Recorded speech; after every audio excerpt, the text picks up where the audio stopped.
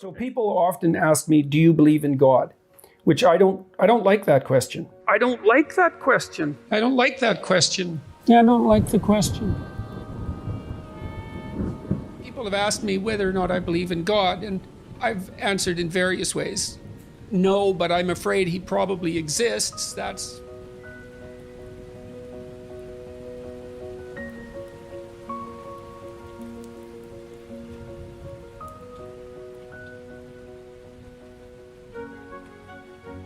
The traditions bind the community together. Now, I'm saying that, and I don't go to church, and the reason I don't go to church is because, well, it drives me crazy, to speak frankly. I haven't been able to sit in a situation like that ever since I was, well, ever, really. That's really the truth of it, ever. I'm not convinced that that's a good thing, because I do believe, and I've had good conversations about this with Jonathan Pageau, I do believe that communal return to the source of the community's ethics is actually a necessary thing. And maybe I'm atoning for my past sins by doing these biblical lectures at the moment, which is something that's communal.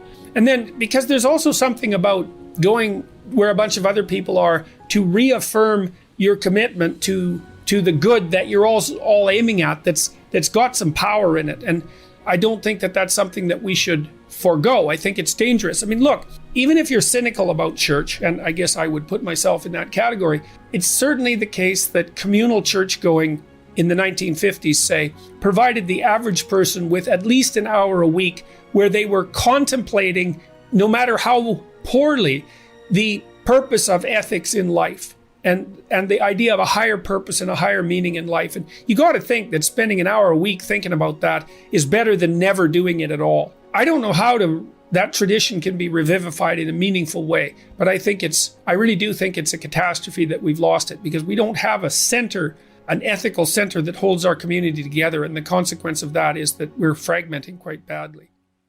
But what you see there is if you view someone with love, then it's incumbent upon you to treat them as if they're valuable. And then the more you treat other people as if they're valuable, the better person you are. That just comes along for the ride in some sense.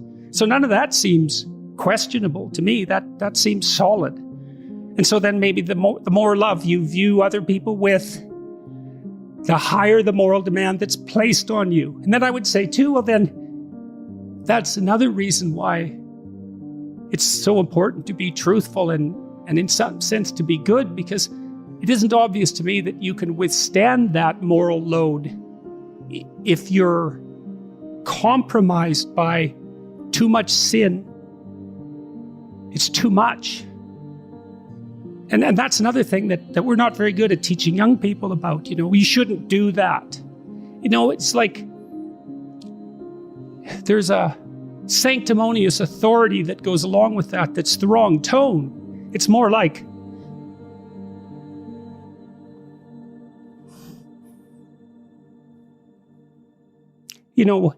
I don't know how you lay it out properly, but you tell people that you love how to avoid the road to hell.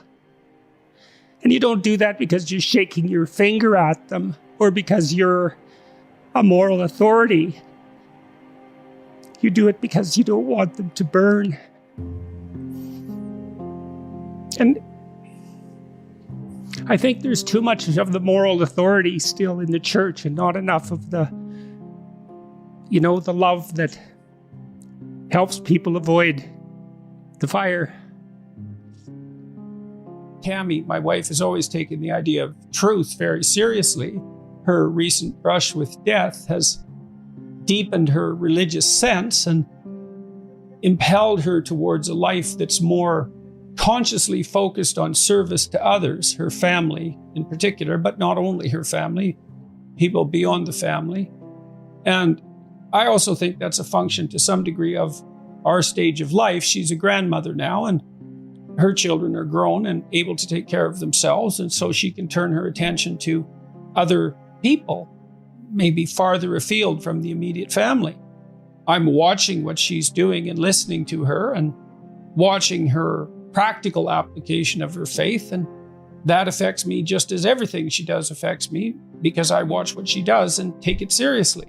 her recent actions have indicated she's helped a number of people quite substantially, the group that she's been communicating with, and all of that's very interesting to me. She's showing me, I've taken the idea of God seriously for a very long time, and I've said on multiple occasions that I try to act as though God exists, and that's essentially my definition of belief. When people say, do you believe in God?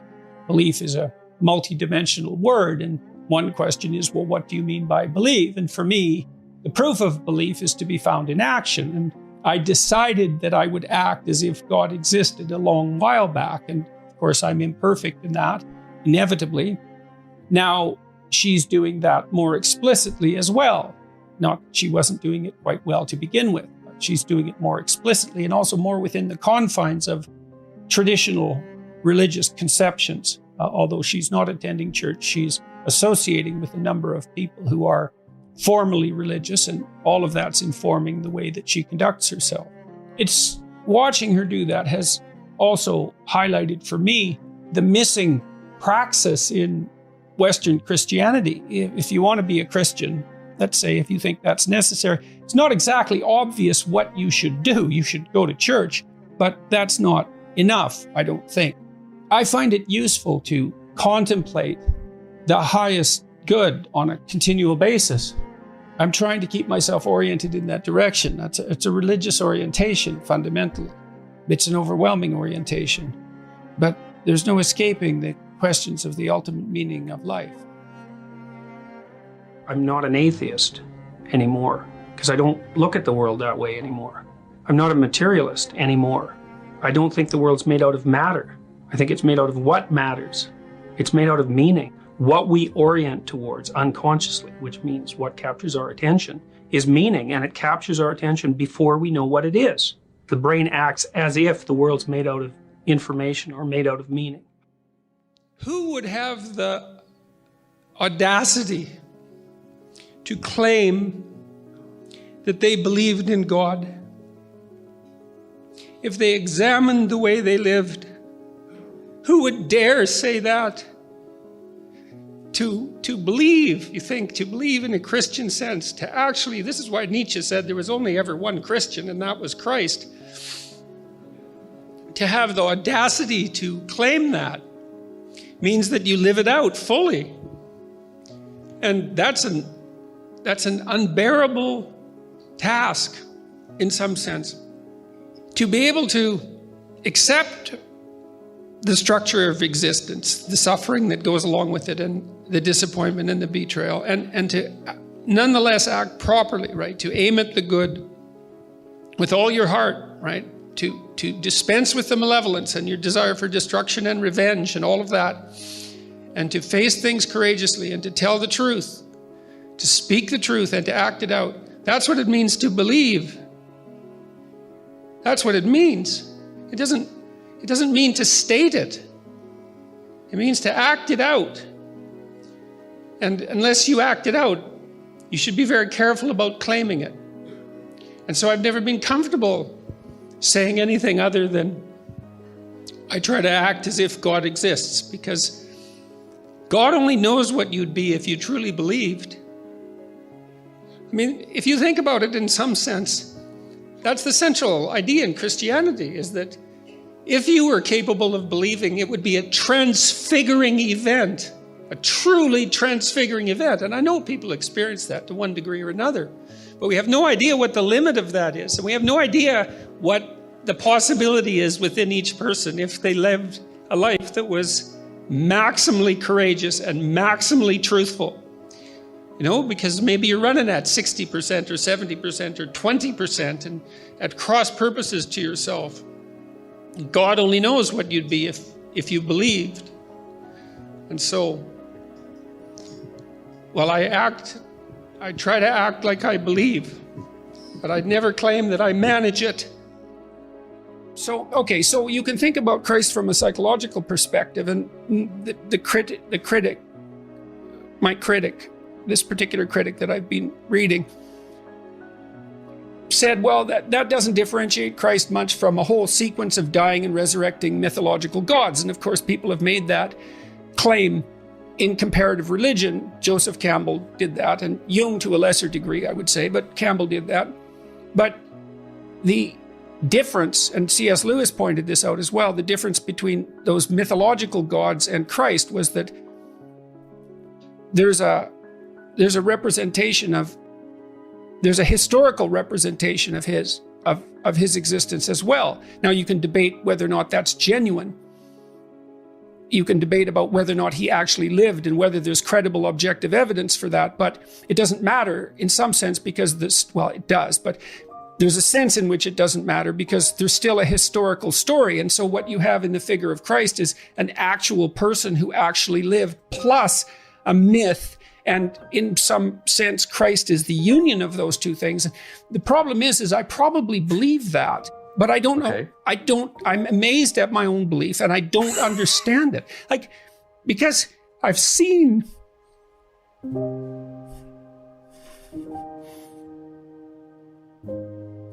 sometimes the objective world and the narrative world touch.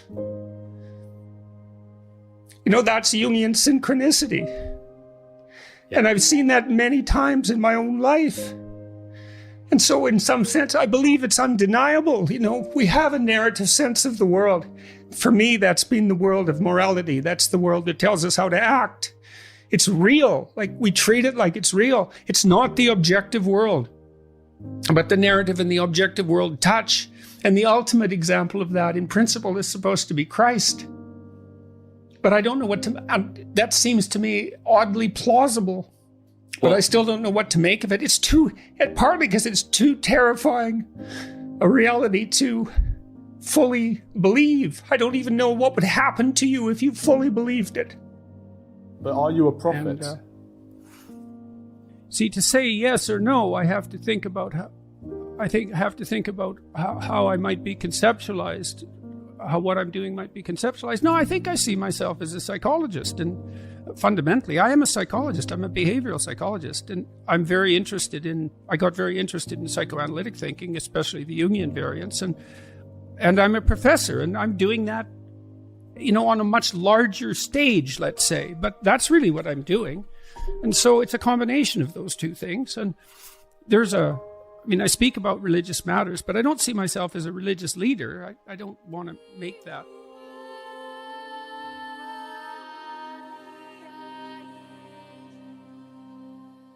God, lift from me the intolerable burden of my ignorance, arrogance, willful blindness, bitterness, and resentment.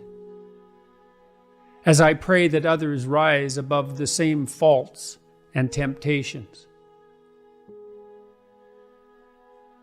I watched Fox News release a message this week.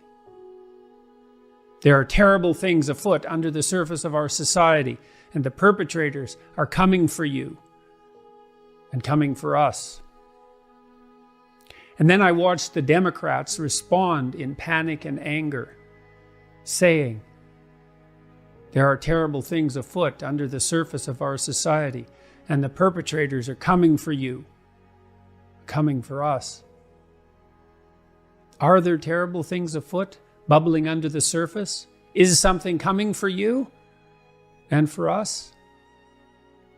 Ask yourself how true that is of yourself and your own life. Have you addressed all that? Are you concerning yourself with the dust in your enemy's eyes instead of attending to the filth that obscures your own sight? Do we want accusation, suspicion, discord, derision, and hatred? Or the peace and prosperity and happiness that beckons to us at this moment like never before? Who's the enemy here? Is it the basket of deplorables? Is it the freaks and the queers? Is it the plumbers and carpenters and tradesmen and managers who work honestly and diligently during the day, and the soldiers who stalwartly defend the borders and protect us? Is it the artists and visionaries whose expressions of unbridled creativity entertain and rejuvenate us, and who continually offer to us an unending panoply of technological miracle? Is it the institutions that guide and protect us, that so many lived and died to erect and establish, which for all their faults have served us so well? Do we want revenge or justice?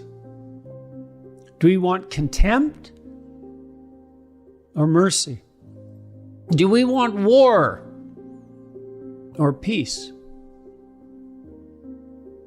And what are you aiming at in your heart of hearts? I see even the best of men degenerating into the exchange of blows. I see even the best of men identifying the enemy in our neighbors and friends. I see even the best of men falling prey to cowardice and self-righteous anger. It needs to stop. I need to stop. You need to stop before it's too late. Who is the enemy here? The snake in your heart? The lies on your tongue? The arrogance of your intellect? The cowardice of our refusal to see? The enemy is that which divides to sow discord. The enemy is the pride and the fear that stops us from lending a hand across the divide. The enemy is the great and eternal adversary of mankind. And if we demonize our brothers, our comrades in arms, do we not precisely call that dread spirit forth? Have we not yet learned? Courage, trust, truth, love, even unto your enemy, which is yourself. God, forgive us our trespasses as we forgive those who trespass against us. May what is highest guide our vision. May what is highest open our ears. May what is highest guide our tongues. And may we pray, fearful of the hell we could so easily and carelessly create, deliver us from evil. Shine a light into the corners of our dark hearts. For thine is the kingdom, the power and the glory, forever and ever. Amen.